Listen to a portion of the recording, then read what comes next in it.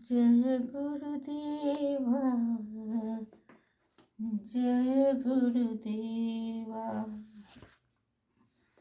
जय गुरुदेवा, जय गुरुदेवा। मेरे चैनल में आपका स्वागत और अभिनंदन है। आप लोग अष्टावक्र गीता सुन रहे हैं और मैं सुधा आप लोगों को सुना रही हूँ। विलसन्ति महाभोगै विंशन्ति गिरिगहरान् निरस्तकल्पना धीरा अवद्धा मुक्त बुद्धयः। सभी प्रकार की कल्पनाओं से मुक्त होकर, सभी बंधनों को तोड़कर आत्मज्ञानी कभी तो महाभोगों का आनंद लेते हैं और कभी गुफा पर्वतों पर जा विराजते हैं। जगत में जो भी मिलता है वह प्रारब्ध से मिलता है। अज्ञानी इस बात को नहीं जानता और निरंतर कर्म अकर्मों में लिप्त रहता है। वह संचित और क्रियमान पर विश्वास करता है। जितना ज़्यादा कर्म से अर्जित कर लोगे उतना ही सुख भोगोगे। यह भ्रांत धारणा सांसारिक ही होती है। ऐसा नहीं है कि आत्मज्ञानी कर्मरत नहीं होता, पर वह देह धर्म भर निभाता है। कभी किसी फल की इच्छा नहीं करता, वह कोई कामना ही नहीं करता। वह तो प्रारब्ध से जो भी मिले, दुख या सुख दोनों को सहज रूप से भुगता है। जो मिल गया वह ग्रहण, जो नहीं मिला उसका विचार तक नहीं, क्योंकि वह रसविहीन है। आत्मरस से अधिक आनंदप्रद रस और कौन हो सकता है। आत्मज्ञानी संसार के कल्पित सुखों में लिप्त ही नहीं होता।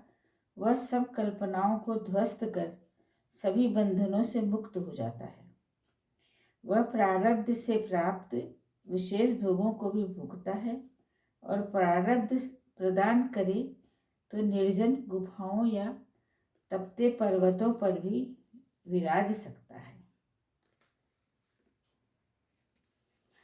श्रोत्रियं देवतां तीर्थमंगनां भूपतिं प्रियः दृष्ट्वा संपूज्य धीरस्य नाकापि हृदि वासना। श्रेष्ठ ब्राह्मणों, देवों व देवस्थानों, अनिंद्य सुंदर स्त्री, राजा और राजपद और अति प्रिय को भी देखने से ज्ञानी को कोई कामना या वासना नहीं होती।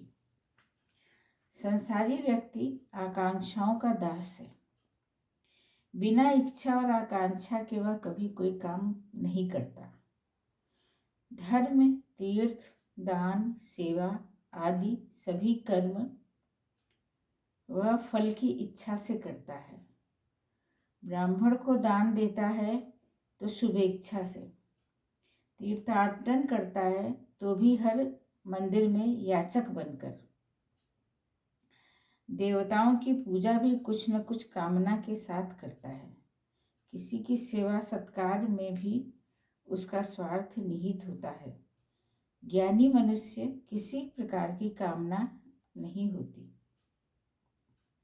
वह सेवा सत्कार भी विशुद्ध सेवा भाव से करता है।